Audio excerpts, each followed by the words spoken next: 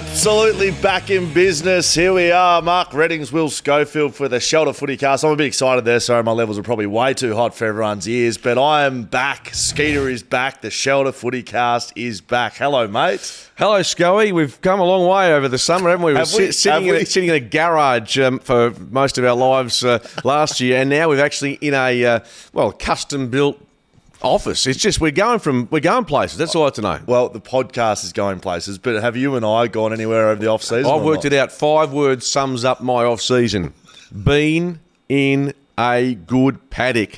And I'll just explain that very briefly. I went to the Boxing Day test, went with a bloke called Paul Higgins, Michael Brennan, Steve DeRuy, a couple of lads. We thought we'd just go and watch some cricket. We sat down for the start of play. We said, look, we'll go and have our first beer, shelter, when the first Pakistani wicket falls.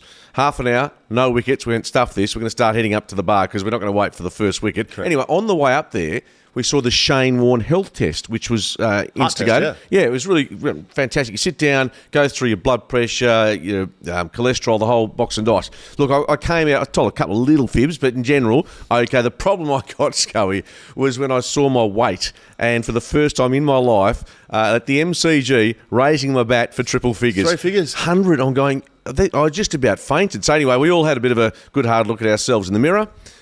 And 10 minutes later, went upstairs and proceeded to drain 17 cans of Shelter and watch the cricket and get poleaxed. So anyway, that was my wake-up call over the off-season. That's very good from you, Skeeta. If you are new to the show, WA's premier football podcast. That's right, Skeeta. Is that official? That's what we're saying. Don't worry, that's what we're saying. The Shelter Footy Cast. You can find us on socials, Shelter Footy Cast. On Instagram, footycast@shelterbrewing.com.au. I think we've got a new email, but I'll get back to you on that one. YouTube, you can find us over at BackChat Studios over there. So a couple of things have changed in the Shelter space as well. They've got a new beer out, Skeeta, Italian Pilsner. Listen to this. You just tell me if this is a Molto crispy beer modelled on the best that Italy has to offer. Crisp, clean, and delightful, now available at your locals. That sounds pretty good. But so there's an Italian Shelter range now. Italian Pilsner out yesterday, I believe. Wow, this Shelter's just going from big to better to the Italian. So just off the back of that, speaking footy, the Italian WA team of the century is going to be announced in May, and there's some obviously great names: Peter Matera and Phil Matera and Wally Matera, and so that's going to be put together. So the Italian Pilsner is just nicely woven into the fact that the team of the century for WA have had a VFL/AFL team of the century for Italians. Now all the Italians are lining up to be in that team. I believe a friend of the family here at BackChat Studios, Frank Agostino, has been invited down to the night. I don't know if he's in or not. Had maybe a couple of shelters with him during the week, and believe he copped maybe a little invite down there. So you look like you know who's in the team. Don't give it away just in case you do, because he doesn't know. And Frankie, good waffle player back in his day. East Perth? East Perth, that's correct. Now, Skeeta, I think it's time for a bit of footy. You're wondering what we're going to do today. I think we have a bit of a look back at the pre-season that we've missed. We've clearly been off. I've been in a great paddock as well, Skeeta, got to be honest. So I'm a hunch, which I'm embarrassed about, but I've taken steps to...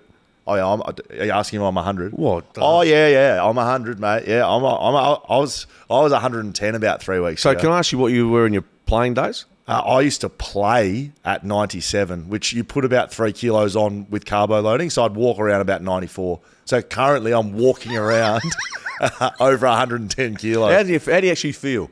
Physically or mentally? Both. How do I look? I think you look okay. Okay, good, perfect. Let's keep it at that. Let's get into some footy, I think, Skeeta. We're going to have a look at around the AFL, at all the clubs, both at West Coast and Fremantle, what we missed. But before we get there, just some current stuff going on. The West Coast Eagles and Freo Dockers playing some scratch matches. I was at the Eagles game. I think we should start there, Skeeta.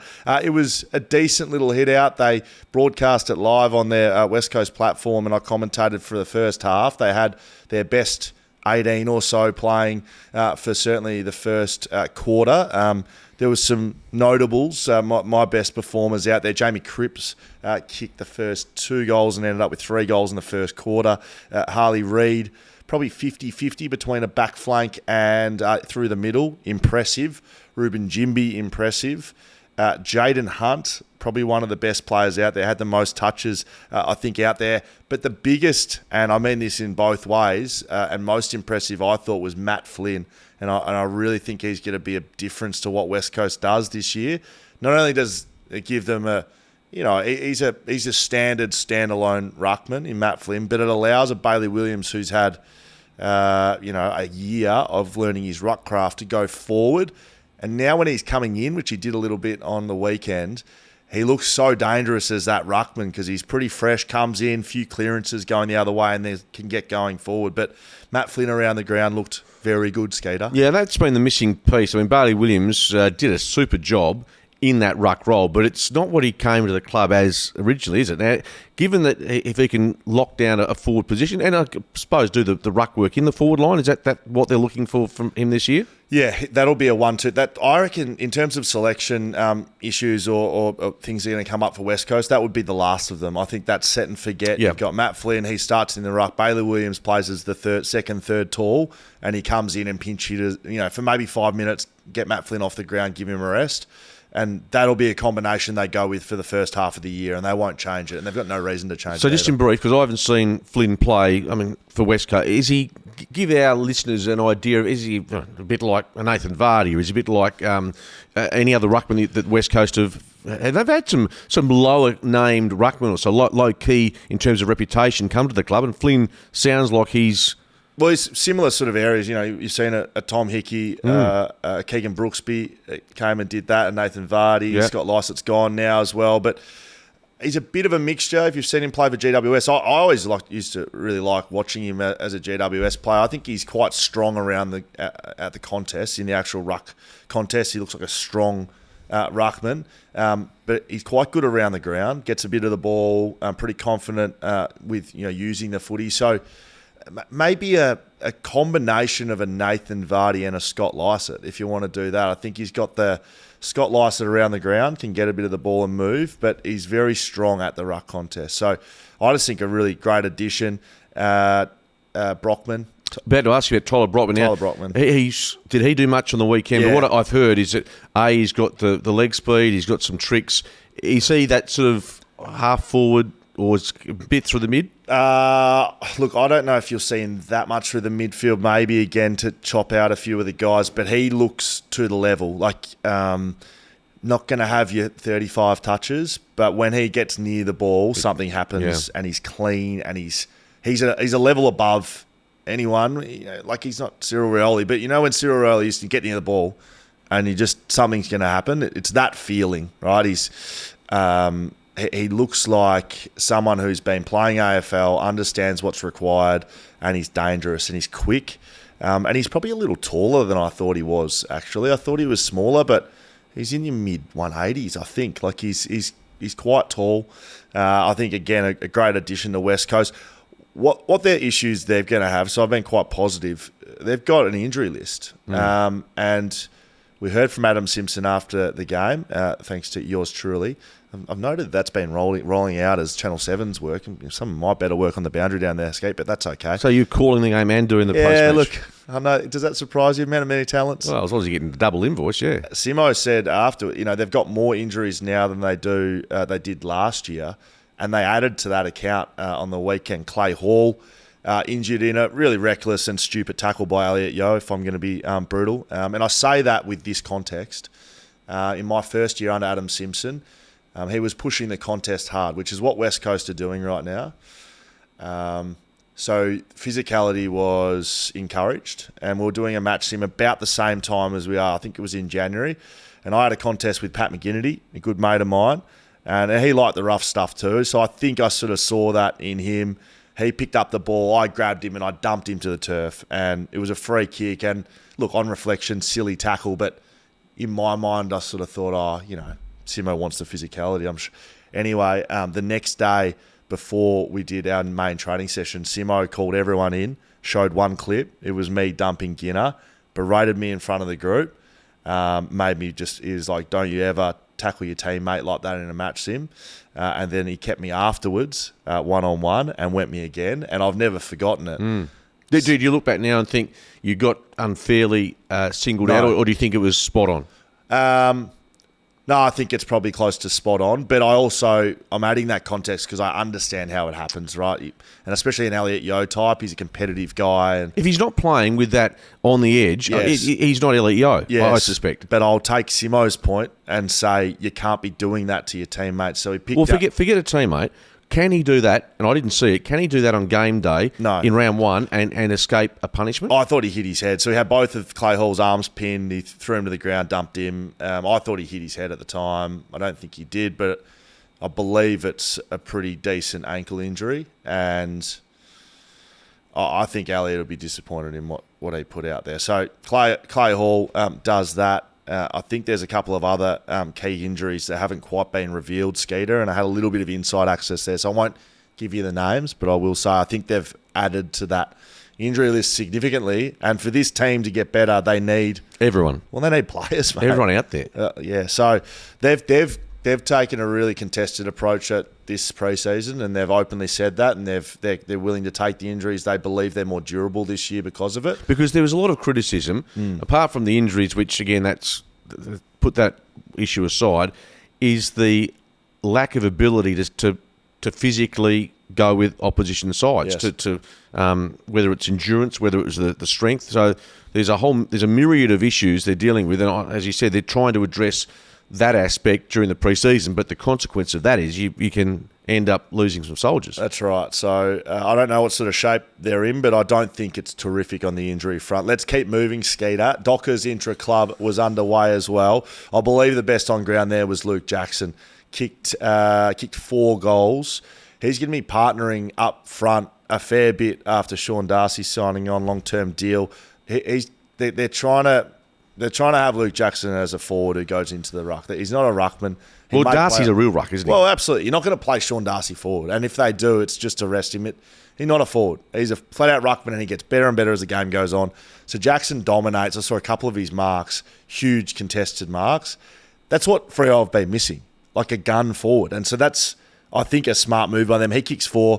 Amos kicks 4, who's a gun, right? He is a gun. But I would have him more of a Pavlich type operator where he's leading his repeat efforts. He's a really smart player. At ground level, he's very good. Correct. So there's look, and I've been speaking to people who have said Luke Jackson, and those 4 goals will sort of back up. He's flying physically, and we're probably going to see something a bit different from Luke Jackson this year in terms of the level he brought. We saw it at times last year. So I think it's really exciting, as you said.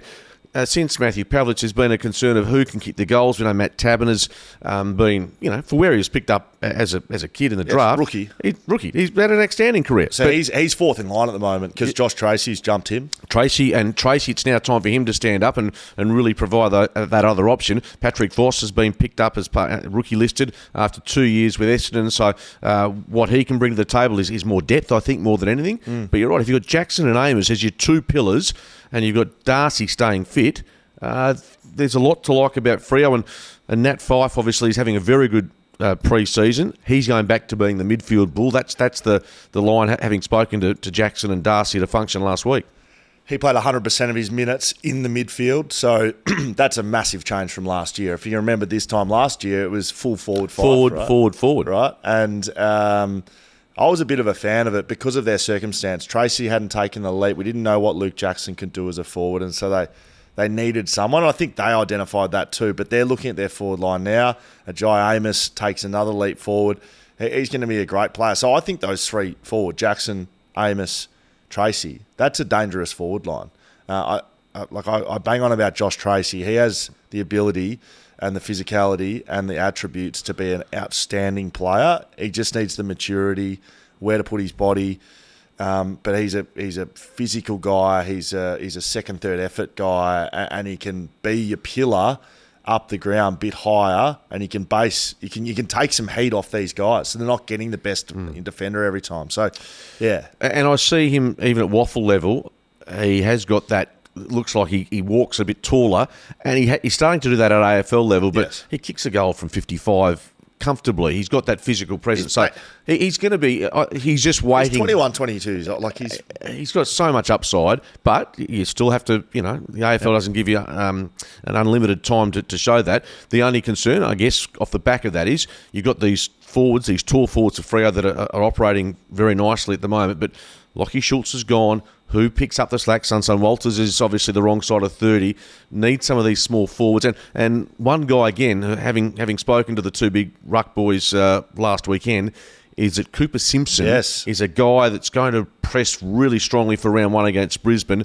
Now, whether he's a mid, whether he's a half forward, or he's got the pace and skills to possibly help out through the middle and even down inside their attacking 50. I think it's sounding like he's sort of your Schultz type, but maybe not the intensity that Schultz has been able to bring. Clearly that was a trademark of his play, but Cooper Simpson, big hype. He played through the midfield and half forward. Jeremy Sharp played on the wing, obviously brought over from the Gold Coast Suns, replacing a Liam Henry, who played a lot of that style of footy last year. Jordan Clark, very good off a back flank. I think he'll be more back than he was wing.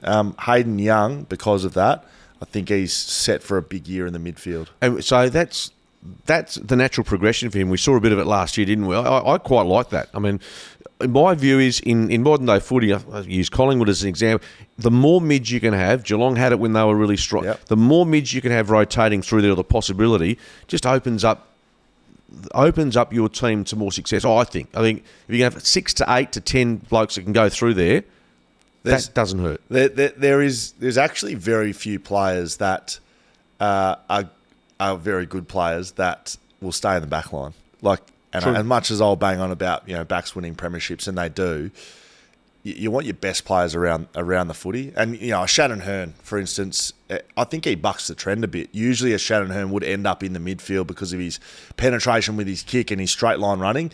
Hayden Young is a gun, and they want him around the ball. They want him with the footy in his hands, and he's starting to develop his game as a midfielder. A little side note, in the first intra-club match for Fremantle, Will Brodie best on ground. So I think we've... You mean the forgotten man of Fremantle? We've completely forgotten about him. He played that year with Mundy in the side, and he signed a new deal, and it was like, well, this guy's just the heir apparent. He's going to come in.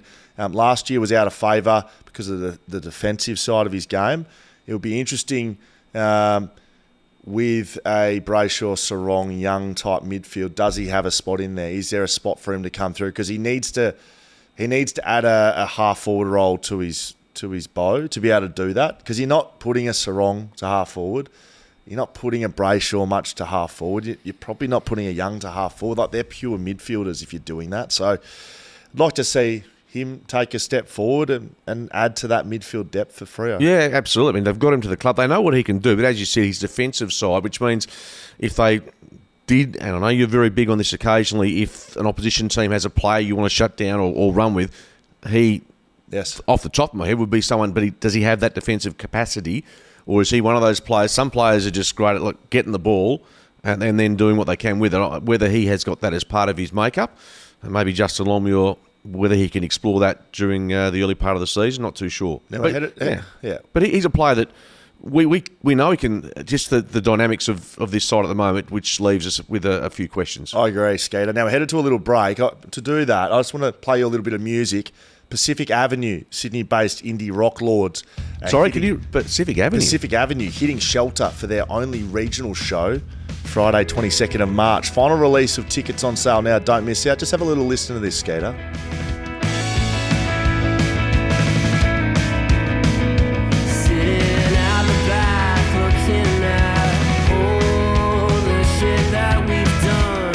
You like this? No, I like it. Well, they're playing at Shelter, March 22nd. You can get your tickets right now. Jump on the Shelter website. Go and find them. Absolutely. And look, we bumped into at the cricket from the Southern River Band, the lead singer. He was dressed like he was about to perform. Callum. He had the gear. He just looked like he was a rock star. He literally walks around like that every day, all day. If we're talking about things that are happening at the Shelter Brewery down at Busso, one of the great venues. You get down there in the off-season? No, I didn't. Maybe I did go. I can't remember. Just all the beers blend into one. Skeeta, the 29th. We're there. The 29th of February, So that is next Thursday. Thursday week. We are having a live show at the Shelter Brewery in Bustleton. Shelter Footy Cast live. Is it ticketed? I have no idea. Do we want you to come down? Yes. We do. I don't think it's ticketed. I think it's a welcome to everybody. Come down, listen to me and Skate, talk some jargon. I believe it's a night, so a bit of an evening show, Skeeter. Well, that's a couple of Italian pilsners into it. That suits us. I'm staying down there for an extra night just because I feel as if I want to just ingratiate myself with the Busso and the Shelter boys. Is that right? What are you going to do down there? We'll take my wife down there and just hold hands. Okay, very nice. Now, you have been busy in the off-season, Skeeter. Before we get into what we missed from the other clubs throughout the AFL, which I've got a few notes to get through, what do we miss in your life in the off-season, Skate? I just want you to watch and learn and maybe have a little look at some of your best work on social media. Let's have a look at this. Thank you, Nick. Thank you, Sky.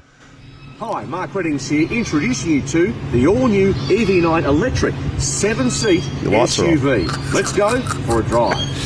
Yeah, my daughter did this. Is that right? Yeah. Here we go. Look at this. Skeeter.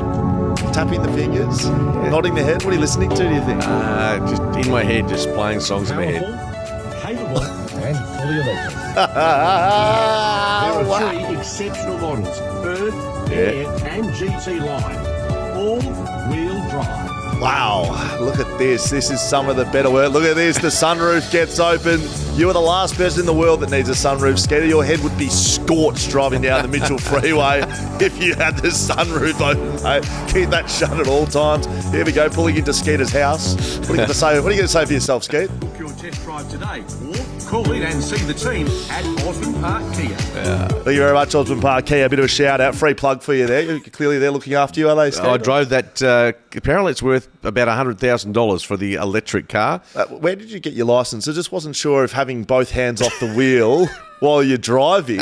Look at this. No, well, it's called just balance. It's intuition on the road. That's what it is. Intuition. You've got no hands on the wheel. And what about, Nick, can we just have a little look? So two hands on the wheel at all times, and maybe eyes on the road as well. Like, what's absolutely going on? Trust me, when you've got the boys in the back seat, you don't reckon you'll give it the occasion just try with one arm trying to sort out the issues at the back. I tell you what, well, since this new studio's we're sitting here, this chair's got a bit of the old recline, so I can, if you do bore me, I can go to sleep. I don't actually think that you wouldn't do that either. I think you could just kip off for a couple of minutes while we're doing a podcast. Have a nana nap. All right, that's what we did miss across Skeeter and my life. I haven't done my naked lap around Optus yet, but I will be doing it. When? Before round 1. Obviously, I said if West Coast Eagles, I said on this podcast, I know. If the West Coast Eagles finish bottom of the ladder, win the wooden spoon, I'll do a naked lap around Optus Stadium. I will be doing that before round 1. I think that's a fair proposition, isn't it? It is. Well, the issue is round 0. I need to know, is it going to be an AM or a PM event? Why do you need to know that? What are you going to come down and watch? I certainly have no interest, but there's going to be probably from just a modesty point of view. Surely you'd be looking for something after sort of hours, nightfall, after hours would be nice, Skeeter. That's a modesty point of view. What do we miss at Fremantle over the off-season? Patrick Voss just signed. We spoke about that. He gets a lifeline after Essendon sent him on his way, so he gets added through the SSP, the Supplemental Selection Period. That deadline is today. Yes, I think Richmond have to make a decision. I think at Collingwood, just off the top of my head, Bryn Teakle missed out on a gig at Collingwood. But yeah, it's today. I think the final decision has to be locked and loaded for those clubs. Sean Darcy re-signed with the football club. That was a contract that was up in the air. Would he stay? Would he go? Geelong, but he has signed on for a big deal. That means they've got 2 ruckmen. I know I've just been banging on about Luke Jackson being a forward, but they've got 2 big men on big money at that football club. They have, but unlike the Brodie Grundy, Max Gawn situation, I think this has got more potential. Yes. I think Grundy, both were essentially ruckmen, and Max plays a bit more forward now. But no, I think you're right. Jackson could be pinch hitting in the ruck and still playing some minutes there. But primarily, what we're seeing is a guy that's going to be as a defender. How do you match up on him athletically? there's so many variables with Jackson. So there's You're that. happy with that? You're happy with that list profile of Freo's? Don't mind it, yeah. Their backline has been pretty much settled for a while, I think. They've got enough pillars there, and I just think they've got to keep building their midfield, make sure the development of Amos and Tracy and their forward line has a bit more potency to it. And we know there's been some pressure on, well, certainly from a media perspective, some of the media about Justin Longmuir's position this year, given Luke Beveridge's name's come up. He knows. They've got to play finals for him to sleep well at the back end of the season. Yeah, I mean, it depends how you look at it, but he's been through this as a player as well. You get into contract years, and maybe it's a myth, but sometimes players have some better years when there's a gun to their head. Purely philosophically, obviously, but when there's that pressure on and you either perform or you go home, we will see if he rises to the top. I'd be confident he stays at that football club for a long time. They'll be looking for stability. The last thing the Freo Dockers want to do is take out a Ross Lyon, put in a Justin Longmuir and have him there for, how long's he been there? 5 years? And a couple of those were COVID. Correct. And there were issues with that. You want stability as a football club. So I'd be very confident he stays. Yeah, I think so. Look, it's interesting. Look, this might have changed, but last time I spoke to him, he had Colin Young as his manager. That's now changed. He went and did his own negotiation for a contract last time, I'm told. He told me. Yeah. So, and I don't know if that's still representing himself. Yeah, well, if that's the case...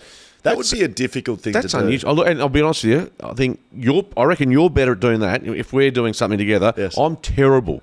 I'm hopeless at pushing. Just whatever. No, well, and I think it's hard for most people to push their own value, whether it's at a football club or for a job interview type. I think if the fact he's doing that, and he seems like quite a humble bloke, there's challenges with that. Sam Butler tried to do it one year at West Coast and walked into the office and got paid less. He had all these notes about why he should have a bigger deal and longer, and he had bang, bang, bang, and they just sat there and listened, and they said, "No, we're not doing that. This is why you've been injured and you're not consistent, this and that." Butsy walked out, got on the phone to a manager and said, "I'm going to have to get you to come negotiate my deal," because he got marched out the door, basically, which would be difficult to do. West Coast Eagles, I think we've spoken about that. They've changed a lot at the football club. New CEO, Don Pike. I like his attitude. I like his public messaging. He's being very open. He's being honest, and I think they're trying to pull that across the club because it hasn't been something there. Not as open, not as transparent as some other clubs. Not as honest. They've been hiding things, and I've heard Don Pike say that we haven't been as transparent and as honest as we should have been, and they need to do that, not only for the members, but it's the landscape now.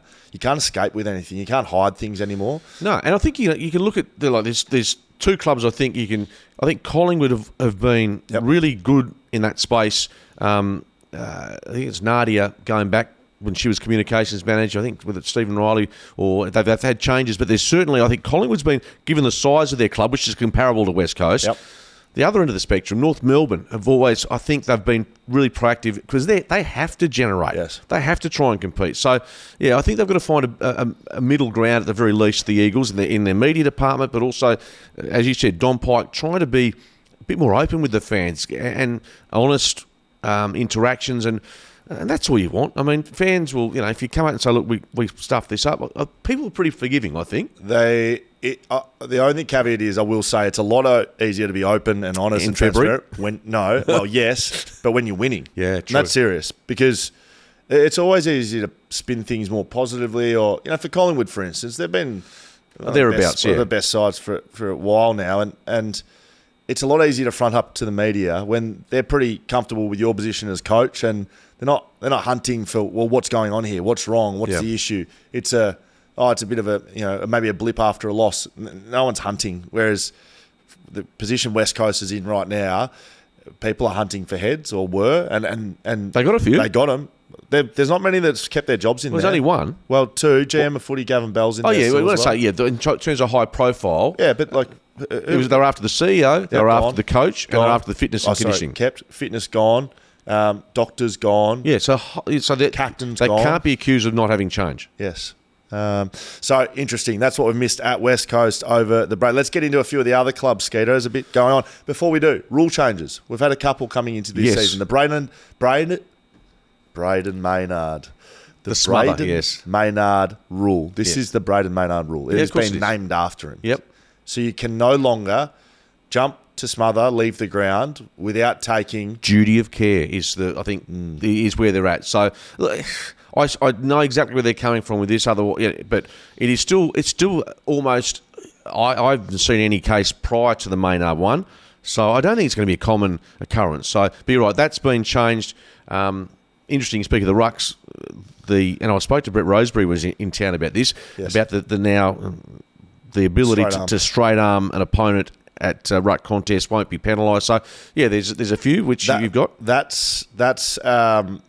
will change the game. Max Gawn will go to a new level this year because of that. What about, you talk about changes, I don't understand this. You'll be able to tell me why. Why are you not allowed now to whistle from the boundary line? No, seriously, the interchange. Why can't you whistle? Is it because they think you're distracting the players who think the umpire's blown a whistle? What is this? What is going on there? I've been trying to track down what the penalty is. Like, I want to know: is it a free kick? It has to be a free kick at some point, is it? Is it? Or a warning, obviously. Is it a fine? Like, what is it? Because coaches and other club staff have been banned from whistling from the interchange bench as a result of excessive whistling last season. I'll tell you right now. You're on sideline. Do you hear this? So one, as a boundary rider for Fox, I've never heard anyone whistle for any other club. But in 15 years of playing, I've never been whistled at. And even if I did, I wouldn't be able to. You can't whistle. No. So unless you're playing, like for a club that's not getting many players, many people to the ground. City showgrounds maybe or something. But seriously, that's a strange one. I don't know. There's clearly been clubs doing it, maybe to get attention or something. But I would also say, who cares?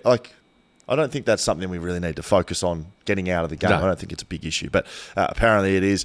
The last one is fend-offs, the Dusty Martin, the Harley Reid, which I think we have maybe a little bit of footage. You can no longer palm off or don't argue anywhere high. And excessive force as well. Sorry. Not that you ever have been, but now to be graded as intentional and not reckless. So you'll be going, you'll be getting weeks. I think that's a difficult one to adjudicate, but also as a player, I could fend off back in the day, Skeeta, and it's, yes, you're trying to get in the chest, but it's very easy to get high if they drop their level, if you're shrugging. I think if we see sort of any head contact in it straight weeks, I think it's going to be a bit of a one to have a look at. Let's see what Harley Reid has been pulling out here, Skeeta. This is the one we're talking about. This is a well-given one. Harley Reid versus the boy. Watch this. That's very good. That's very good. For me, that's not... That's perfection. Yes, so there's nothing, to my naked eye, illegal about... No, that's perfection. I just wanted to show you a bit of a fend-off, Skeeta. We saw that a bit in the West Coast Eagles. and just quickly, looking at Ruben Jimby there and the size he is, there's a really interesting pic on social media, on Twitter, I think in the last week, of Jimby at the age he is now, and Nat Fyfe, and just the difference in size. Nat's not saying Jimby's going to be a better footballer by any means, but just the different bodies. I can tell you what that did do, those photos going up. There's some... my wife has social media. She was quite impressed with Ruben. I'm sure you're a house full of daughters and wives. Yes. They'd be impressed with that, wouldn't they? Both of our women in our lives don't really get to have the opportunity to see that sort of action at home between you and I together. Given between us, we weigh about 215 Ks at the moment. We've got to do some work, Schoey. Okay, let's get through the other clubs, Skeeta. Adelaide, Dan Curtin, will he play round one? I'm going to give you a point, just maybe a question to talk about each club each time. Dan Curtin, do you think he'll play round one? Every chance. I mean, Adelaide's a team I think can play finals this year, but I think given what we've seen from Dan Curtin, training pretty well, I like his chances. If not round one, certainly early in the season. West Coast Eagles thought they had him. They thought they had the deal done. And whether or not it was... St Kilda dudded them twice. I don't want to say arrogance, but whether or not they didn't sleep at the wheel a little bit, but they thought they had him done and dusted. And Collard is the other one you're talking about. Brisbane, how do they rebound from a grand final loss? Do they search for improvement where it's not needed? Or... is it a year where they use the loss of last year to go to an even bigger level? Well, they miss a premiership by a kick, so they're not far off it. They get Ashcroft back, Marcus Ashcroft. Will, son of Marcus. Will comes back in after a knee. And halfway through the year, they'll get him. Is it that late? He's sort of tracking that way. Yeah, and there's a Tom Duday, the defender. He's also got some injury issues, I think, heading into the season. I think it was a shoulder off the top of my head. Anyway, No, I think they very much. I mean, their issue, and irrespective of their issue, is still playing at the MCG and being able to be more successful there. But can you say that they played well? It was one of the great grand finals. Didn't win though, and their numbers aren't great. But no, I think they're very much still in the window, because that's what you got to do. In the we were the same, right? West Coast, can they win at the MCG? You've almost got to take that away. They played well. They lost the game, but it wasn't because of the MCG. No, it wasn't because of it was because Collingwood played that last 7 minutes of that grand final outrageously well. Some of the best, most well-drilled performance I've ever seen. Be able to hold off Brisbane, who, when you're that point of a grand final, 7 minutes to go within a kick, you are throwing. It is just caution with the win. You're just gone. And Collingwood just continuously held up under severe pressure. Goals, I mean, still side bottom. But they did that against GWS as well the week before, which is that was one of the most deserved grand final wins I've seen in a while, Skeeta. Carlton, I would say big hype, massive hype, and that's that they play in a prelim last year. They start well and then end up getting blown away by Brisbane. 5-0. Yes. I think. Yeah, but can they take a step forward, because they're hyped up in the media this pre-season. Particularly, Victorian media are going to town on them, and obviously they've got more depth this year. Zach Williams returns. The question is, can Harry Mackay get his accuracy levels up? The midfield still looks good. They've lost Wiedering for the start of the season with the calf. But yeah, you'd expect them to be, if you're putting a top 4 in play at the moment, they have to be in consideration. It's certainly in the top 8, I think, naturally. Absolutely. And then from there... But yeah, there's a lot of hype, and Michael Voss has just re-signed, Brian Cook has just re-signed, so... Fan base desperate for success. Absolutely, yeah, and I hope they, from the competition's point of view, go well, because they've been 2 or 3 years ago, every Friday night was subjected to Carlton, and they're playing like crap. I want to see good footy, and they played some great footy at the back end of last year. Talking about Friday night footy, good to see Thursday night fully back in swing. I think there's a Thursday night game every week up until round 15, and then it'll probably be continued. Happy with that. I think Thursday night is outside of the weekend, when we're all comfortable having a look and a couple of shelters. Having a couple of shelters and watching the footy. Collingwood, now, they haven't done a lot wrong over the last 2 years, and this certainly isn't something they've done wrong. They've just released their leadership group, Skeeta.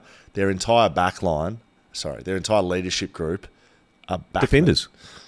Darcy Moore, Braden Maynard, Jeremy Howe, Isaac Quainer, 4-man leadership group, all backs. Which that's really rare. Yeah, 100%. I'm trying to think of going back even to the West Coast Eagles back in the day when John Worsfold was captain. In fact, most captains of the West Coast Eagles backs have been defenders. Yeah. Whether it's Darren Glass, John Worsfold, Shannon Hearn. Yeah. So, but going back to Collingwood, Darcy Moore's been outstanding. Like the way he's carried himself has been elite. Can they go back to back? Well, this time last year, you were saying Geelong, and I was adamant they couldn't. Yes.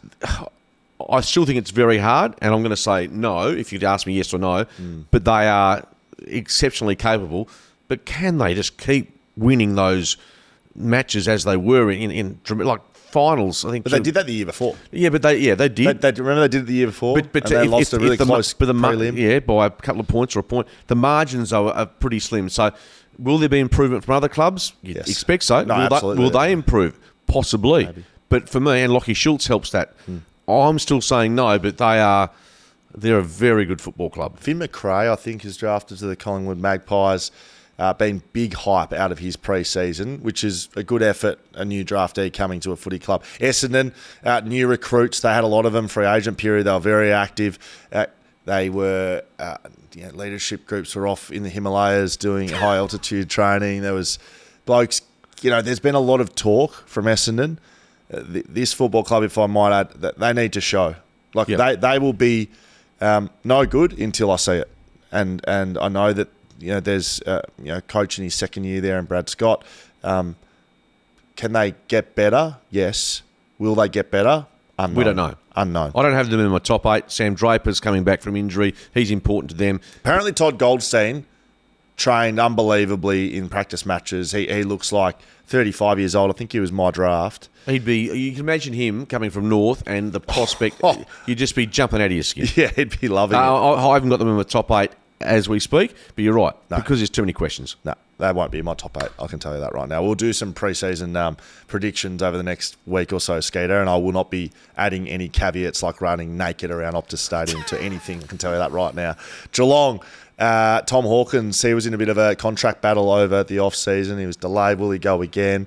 I think you're almost at the stage where you get to decide whether you do that or not in Tom Hawkins, but maybe Geelong didn't feel that. I don't know. Yeah. Oh, look, he had to finish his career at Geelong. We has to because... Well, he didn't have to. Well, they could have. I say that when I think of Doug Hawkins. You would have thought he would have finished his career at the Bulldogs. He didn't. So where did he finish it? I didn't know that. Went to Fitzroy, I'm pretty sure. Yeah. Right. But no, and Dermy didn't finish at Hawthorn. I mean, but no, there's Tom Hawkins, Cats, pretty much... I'm not saying written off, but I think people are thinking, well, they missed the finals last year. There's certainly not going to be a massive spike for them this year. Not really a side that I'm going to be writing off. I think they've got too much leadership and success and winning culture to fall off a cliff. But do I have them making finals? Don't know yet. Gold Coast Suns, Ben King looking likely to play first round. Damien Hardwick, of course, the big news over the off-season, him signing. They need to make finals this year for it to be a success. They've never made finals. Yeah, well, that's the difference, isn't it? They have shown a bit. They've never really been able to press and play a finals brand of footy for long enough during the home and away season. Damien Hardwick, can he have the sugar hit that they require? I hope they do. I'd love them to play finals. That's what the competition needs. A team like the Gold Coast to actually come of age and give these such a talented list, and that will only help keep them together for longer. If they can see that success is not far away, then of course they'll, more likely to stay than want to bail. They will have a significant change in culture with Damien Hardwick at the helm, regardless of who's been there before him. That's what he brings. He wins, right? That's one thing. But I spoke to Alex Rance over at BackChat, which is a great episode coming up over on that podcast. He spoke about collective buy-in and us before me, basically being the key mantras of how Damien Hardwick goes about it. So everything for the team, play your role, something that I think the Gold Coast Suns have needed. But Alex Rance did say, it's funny, you hear this from all the time from people that have gone to different clubs. He said it's the most connected group he's been around, right? And he works for them, okay? So, yeah. But he said given their location, they're required to be mates because they don't have, they're away from homes. They don't have a lot of local products from the Gold Coast Suns. So interesting to see there. What about GWS Giants? This is what we've missed over the off-season. Mason Cox saying he's looking forward to playing in the livestock arena when they get the paddock ready for him to play up there. Dave Matthews came back and said be interesting to see if Mason Cox gets picked round one. Then we've just seen last week, which I enjoyed this from Dave very much, the CEO. We hate Collingwood as much as we hate Sydney. I absolutely love that. He is a marketer as much as he is running that organisation. He wants people to know this is a rivalry and he wants to sell it out. He wants to sell out that stadium. Yeah, he knows that in Sydney you can't just get by with niceties all the time. Yes. And to try and compete against the NRL, absolutely. I like that. And I'm sure that if he had a chat to Jeff Brown at Collingwood, say, look, mate, I'm going to wind this up a bit. You're cool with that, and I'm sure there'd be no issues. When you say hate, it's a strong word, but in footy sense, it's something I like it. I mean, you have to be a promoter, and the good thing about the Giants and the expectations are pretty high because they were the most exciting team to watch at the back end of last year alongside Collingwood. Well, people think not that they should have won that prelim, but they very, very, very easily could have won that prelim against Collingwood, and we don't see Collingwood in another grand final. So they're unapologetically taking the competition on from a non-AFL state, and I like everything that I'm seeing out of GWS at the moment. Sam Mitchell from Hawthorn, very sick. I'm going to start moving us through, Skeet, because you've got to get to your actual job. Sam Mitchell... on his deathbed and quite literally. Read the piece in the Herald Sun, and it was a couple of times he ended up in hospital, and it was an infection or certainly a pneumonia. Or not pneumonia. It was certainly they called it a influenza, but stage 3, but it was pretty serious. So Yep. he was there. Adam Simpson was on holidays over there. And he's come to his rescue. Went to help out, and his family, his twins are there, and Sammy's back in town. Just quickly on the Hawks, so they've got some injuries themselves in the pre-season, Jaith amongst others. Yes. So CJ blanked at his ACL, so they were Yeah. hoping for big things there. He just signed a new deal off the rookie list. So it's just- for those who've got Hawthorn with a bullet, still might happen, but they've had some early setbacks. Yes, Will Day, another that'll have a delayed start, and I believe the lad that plays in the forward line, Is it Mitch Lewis? no, it's Dylan Moore, I Dylan think Moore? he's off a bit of a delayed start. Yeah, there we go. Melbourne, one word, 2 even. Clayton Oliver, Back. he's back. Well, he played pretty well Yeah. at the weekend against Richmond.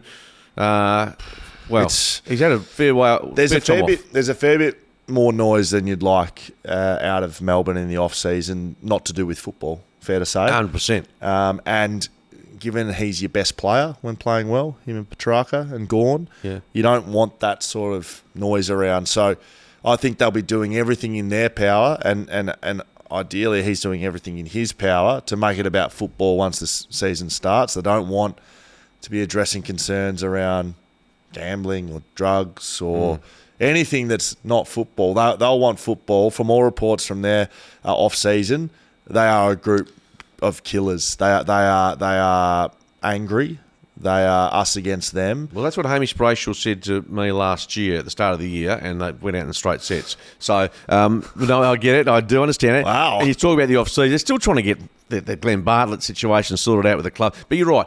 If they can keep talking footy and keep Oliver on track, of course they can go deep. North Melbourne, when I went through the list of stuff here, I still find them quite irrelevant to the competition. Whether you like that or not, that's just what I think. George Wardlaw, I do like. And I like their young talent. Yeah, the young talent's going to be pretty special. So they need to continue to take steps forward. Will they be a challenger this year? No, they won't. George Wardlaw, I'm looking forward to a very big second year in the competition. They've got a couple of good draftees. McKercher. Skeeta, I'm going to need you for some pronunciation this year. I've got to have heard them first. I'm emceeing a wrestling event on Friday, Of course you are. and I have no idea what their names are. Port Adelaide, Connor Rozee stands up as captain. Yeah. That's a big call, one of their best players, but he's got big boots to fill. He has. And Port, we speak of Melbourne, the pressure on them, and coach Ken Hinkley, they've got the numbers there. They've got the talent there, I still think. I think interesting to see how Ollie Wines comes back from what would be described as a fairly modest 2023. All the hype has been he's been playing full midfield minutes, and when I say midfield, I mean in the guts. He played a lot of wing time last year, which Had a knee pre-season last year. Ken Hinkley explained that. So seems strange. Get him in the middle. He's That's a bull. his job. He's a Brownlow medalist Yep. bull, so get him in there and leave him in there. Richmond, new coach Adam Uze. They're the biggest unknown of the season, I think. New coach, how do they react under that? They don't have the list or the cattle that they've once had, but they've still got some very quality players in there, Dustin Martin being those. I think they're unknown. A lot of people writing them off. They're the same basket as Geelong for mine. Been too good for too long to just completely fall off a cliff, and I have no idea how they're going this year. And I think, well, they beat Melbourne in a pre-season, but, it was 140 to 130, so it was pretty open. I think they'll be able to beat the best teams in the competition on their day, and they also might take a hit from a lowly club. Shea Bolton, still the man, I think. Still your man. Yeah, no, I think he's outstanding. Your favourite. No, Tigers are, look, I agree with you. Tigers like Geelong, it's a watch and act. St Kilda, I'll whip through these. Brad Hill, Brownlow medalist pre-season. Apparently he has been training the house down. Just been incredible, Brad Hill. So we're going to keep our eyes on that, Skeeta. No comment required. Sydney, Callum Mills, sole captain, even though... Backing him in. Yeah, well, he's ripped his shoulder out of the socket, whatever he did, wrestling on Mad Monday. I've seen a few of those wrestles, never seen an injury like Callum's, and speaking to a few people that were there on that day, no one knew it had happened. So it sort of went down, and it wasn't like a snapping of a leg where everyone knows what's going on. It was sort of wake up the next morning and, shoulders sore. Embarrassment, Yes. humiliating. How do we explain this? They've added Grundy, Adams, James Jordan from Melbourne, and I think a great pickup in Hamling from the Freo Dockers. Yes, I think their pickups are the best of the competition. Yeah, all seasoned players that can make an impact straight away. Western Bulldogs, Tom Liberatore named as vice-captain after 9-year absence from the leadership group. It's a little strange, isn't it? Well, not really. I think it was pretty public. He had a pretty public battle with addiction. Yeah. So you can't have someone like that in the leadership group. So he seems to have. I think he's a father now, matured. Yeah, and he's one of their best players. He's your favourite player at the Dogs. I absolutely love him. And bear in mind, still heading into the season, that there's going to be talk about Tim English having not signed free agency for him, and he basically said a week or so ago, I'll let my manager, being Andrew McDougall, deal with that. So, the Eagles, and just in brief, the Eagles are one club, depending on how Matty Flynn goes, of course, but they've now got the salary cap space to have a look at someone like Tim if required. I'll tell you when that chat would stop is if he signed with the Western Bulldogs. So if he hasn't signed Western Bulldogs, that's a fair indicator that he's having a look around. There's a story, yeah. That's us, Skeeta. That is done and dusted. Shelter Footy Cast on social. Have a look there. FootyCast at shelterbrewing.com.au. I'll get you the new email. Oh, he's wrapped us up early. It's okay. You can play this out a little bit. Just keep it down. A couple of ads to get through. Thank you, Nicholas. Italian Pilsner, a Malto crispy beer modelled on the best that Italy has to offer. Get down and get those, Skeeta. We're on board. Pacific Avenue. Get your tickets for that. Sound good. March 22. Do you like them? Yeah, I like what I heard. Finally, Will Schofield, Mark Reddings, live from Shelter Bustleton next Thursday evening. Get there. Giddy up.